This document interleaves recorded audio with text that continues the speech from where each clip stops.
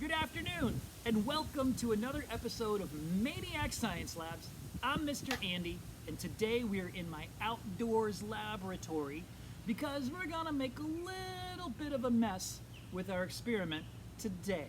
So we've decided to go outside because it's easier to make a mess and you don't have to worry about it quite so much. Today's experiment is going to be on water pressure, and it's real simple and very easy for you to try at home. The only things you're going to need to participate today is a couple of 2-liter bottles, empty, and something really sharp that you can use to poke holes in the sides of the 2-liter bottles, and those 2-liter bottles need to be filled with water.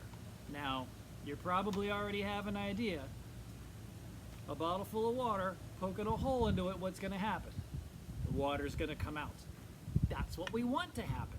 The question is, how much water is going to come out, and how far is that stream going to shoot, depending on where we poke the holes in the bottle. So what we're going to do, we're going to get 3 separate 2-liter bottles, fill them to the top with water. We're going to poke one at the top, another one about the middle, and the third one pretty close to the bottom.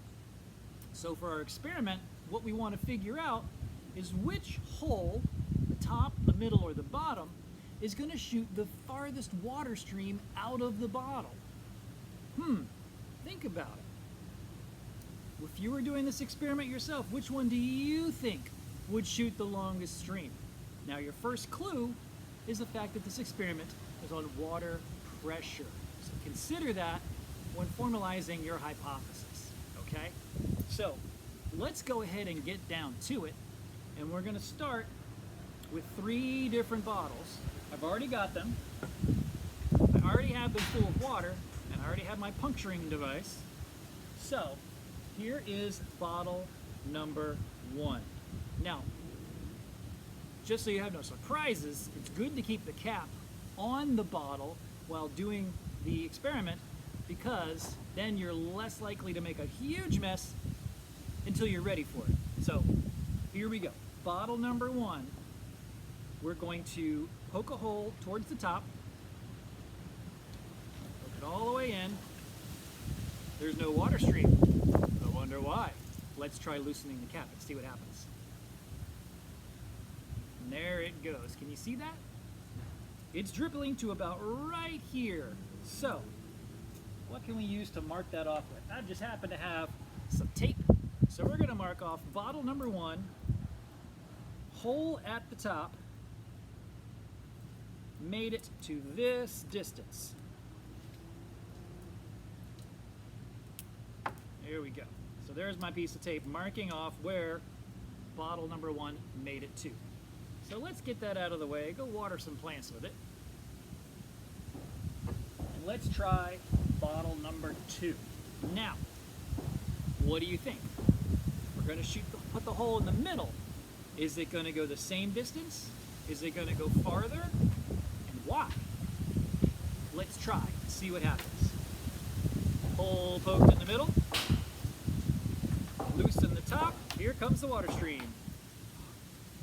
It went farther. It went a couple inches farther. Not too shabby. Let's mark off that line. We've gone about this distance, with the second hole halfway down the bottom. Now, the scientific mind in you is probably coming up with an idea of what's going to happen with the third hole down towards the bottom. And if you're guessing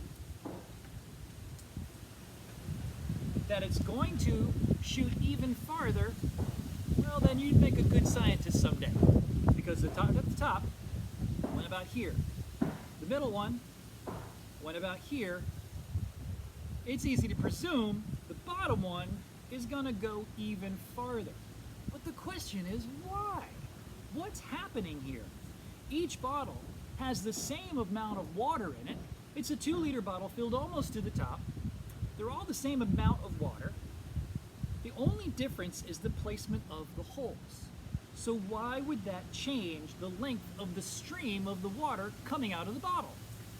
Well, one thing we know is that gravity pulls things down. So when you poke a hole in the bottle, gravity is making the water leave the higher portion above the hole. Because of gravity, it's going to come out. But then there's the idea of force. Force is mass times acceleration. So they all have the same mass. However, when you poke a hole at the top, the mass that is being forced out of the hole through gravity is only about this much. If you poke the hole in the middle, the mass being forced out through gravity is like this much. So the mass has increased. So therefore the force would be increased as well. So if we poke it at the bottom, we have that much more mass coming out of the bottle, which should increase the force, and by increasing the force, increasing the amount of the stream. That is what we call water pressure. To increase water pressure, we need to increase the force of the water inside whatever container it's in. If it's in a squirt gun, if it's in a 2-liter bottle, if it's in the pipes in your house. The more pressure, the faster the water will escape when allowed to. So let's poke that last hole and see just how far it's going to go. Down here almost to the bottom. So the maximum amount of mass will be applied to this hole. Here we go, loosen up the top. And it shoots a good 2 inches or more past the last line. So that right there is a very simple and clear indicator of increased water pressure due to increased mass forcing the water out of the bottle. So the lower it is, the more water behind the hole, the farther it's going to shoot out of the bottle. Just like if you have one of those pump-up squirt guns, the more air pressure you pump into it, the farther the stream of water is going to go. It's the same principle. Works the same way in your home with the pipes in your house as well. So that's a fun little experiment with water pressure. We made a little bit of a mess. We watered some plants in the process. And I hope you learned a little bit about water pressure, and I hope you had a good time. I'm Mr. Andy from MAIN-iac Science Labs, main library for the St. Johns County Public Library System, right here in St. Augustine, Florida, on this beautiful, blustery day. So get outside and try some science. Until next time, see you later.